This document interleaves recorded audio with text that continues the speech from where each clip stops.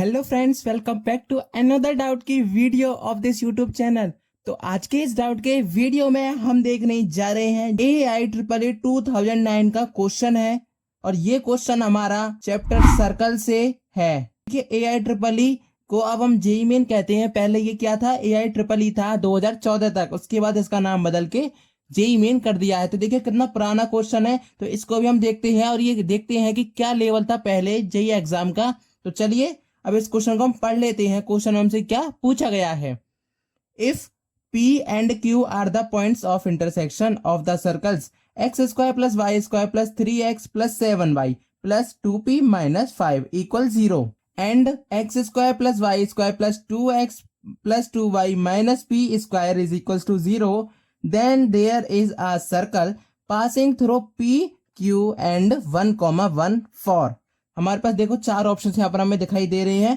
पहला देखिए क्या है, all except 1 value of P, दूसरा है all except 2 values of P, तीसरा है एग्जैक्टली 1 वैल्यू ऑफ P और चौथा क्या है, ऑल वैल्यूज ऑफ P। तो कौन सा ऑप्शन इसका करेक्ट होगा वो तो हम अपना जब सॉल्यूशन करेंगे तो उससे आ जाएगा, लेकिन कैसे इस तरह के जो क्वेश्चंस आते हैं उनको अप्रोच करना है उसको हम जरूर देखेंगे आज के इस वीडियो में।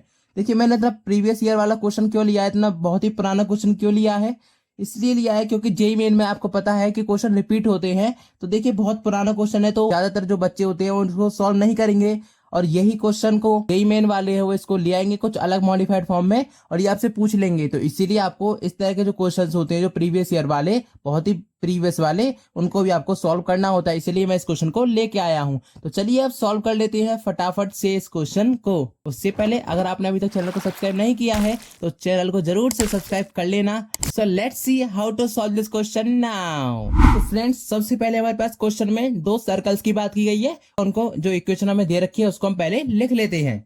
तो देखिए सबसे पहले हमारे पास क्या दे रखा है, देखिए पहला जो सर्कल है उसको मैं C1 मान लेता हूं और इसकी इक्वेशन हमारे पास कितनी दे रखी है, x² + y² + 3x + 7y + 2p - 5, यही तो दे रखी है, ठीक है। और जो दूसरा सर्कल है उसकी क्या इक्वेशन है, C2, इसको लिख लेते हैं। ये हमें दे रखी है x² + y² + 2x + 2y और -p², ये हमें दे रखी है, ठीक है। अब देखिए यहां पर एक और चीज हमें क्या दे रखी है कि वही पी क्यू पॉइंट है जो कि क्या बना रहा है, कॉर्ड बना रहा है। पी क्यू पॉइंट क्या बना रहा है, कॉर्ड बना रहा है, ठीक है। और 1, 1 से ये पास हो रहा है, पी और क्यू है उससे कॉर्ड बन रही है। उसके बाद क्या है कि पी क्यू और 1, 1 से एक सर्कल बन रहा है कंप्लीट। तो इन सब से क्या बन रहा है, एक सर्कल बन रहा है, ठीक है। तो सर्कल बन रहा है तो हमें पॉसिबल वैल्यू बतानी है कि वो जो सर्कल बनेगा वो कब डिफाइन नहीं होगा, पी की कितनी वैल्यूज हो सकती हैं उसके लिए, ठीक है। तो देखिए अगर आपको नहीं समझ आ रहा है तो मैं इधर डायग्राम बना देता हूं। इधर एक हमारे पास ये सर्कल है C1 और इधर मेरे पास एक और सर्कल है C2, ठीक है। ये हमारे पास सर्कल है।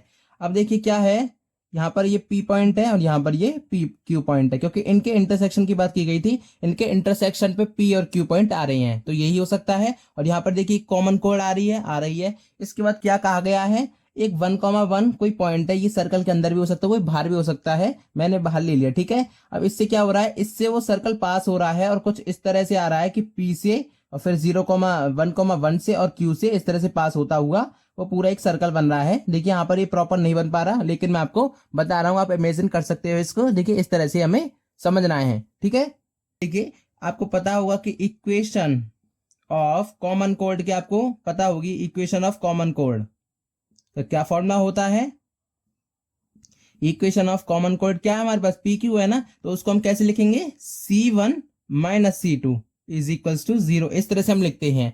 देखिए जो आपको पहले जो सर्कल दे रखा है उसको आपको लिखना है, उसकी जो सर्कल की इक्वेशन होगी उसमें से आपको क्या करना है, जो दूसरी इक्वेशन दे रखी है सर्कल की उसको आपको माइनस करना है। इसको आपको रिवर्स नहीं करना है, जो पहले सर्कल दे रखा है फिर उसके बाद जो दूसरा सर्कल है उस तरह से आपको माइनस करना है। पहले वाले को C1 ले रहा है और दूसरे वाले को C2, ठीक है। तो इसको आप याद रख लेना, इस तरह से आपको ये करना होता है। जब भी आपको कॉमन कॉर्ड बने तो आपको इक्वेशन इस तरह से आपको उसकी लिखनी होती है। अब देखिए जो पी क्यू है एक हमारे पास, इसको अगर हम ज्वाइन करते हैं पी और क्यू पॉइंट को तो एक लाइन बन रही है। ये कॉर्ड क्या, एक लाइन ही तो है। तो मैं इसको क्या कर लेता हूँ, एक एल से रिप्रेजेंट कर लेता हूँ, ठीक है। तो ये हमारे पास अगर इसकी हम इक्वेशन लिखते हैं तो क्या बन जाएगी, यही तो है। तो यही तो हमारे पास एल से मैंने इसको रिप्रेजेंट कर लिया, इसकी जो इक्वेशन है। अब ये कितनी हो जाएगी, एल। तो C1 कितना था, ये था हमारे पास, और ये C2 है। तो x square y square cut जाएगा, क्या क्या बचेगा, 3x में से 2x गया तो x, और 7y में से 2y गया तो 5y, और 2p है, फिर प्लस p स्क्वायर हो जाएगा, फिर प्लस 2p और प्लस माइनस के 5, ये हमारे पास बचेगी। ठीक है, तो ये हमारे पास इक्वेशन आ गई किसकी, कॉमन कोऑर्ड की। ठीक है, अब देखिए, अब हमें क्या बताना है, इक्वेशन ऑफ सर्कल। अब इक्वेशन ऑफ सर्कल निकालना है। Equation of circle passing P and Q, passing through P and Q। सबसे पहले हम किसके लिए निकाल लेते हैं, P और Q से जो सर्कल पास हो रहा है उसके लिए इक्वेशन निकाल लेते हैं। उसके बाद हम 1,1 के लिए भी उसको वेरीफाई कर लेंगे। ठीक है, तो देखिए इसके लिए क्या इक्वेशन होगी, सबसे पहले हमारे जो सर्कल की इक्वेशन थी C1 जो सर्कल था उसको हम लिखेंगे C1 प्लस लैम्डा एल, जो हमने कॉमन कोऑर्ड निकाली थी, उसकी जो इक्वेशन निकाली थी उसको हम लैम्डा टाइम्स एल कर देंगे, और इसको हम इज इक्वल टू 0 हम कर देंगे। ठीक है, तो इस तरह से हमें करना होता है। इसको मैं यहाँ पर स्टार मार्क कर देता हूँ।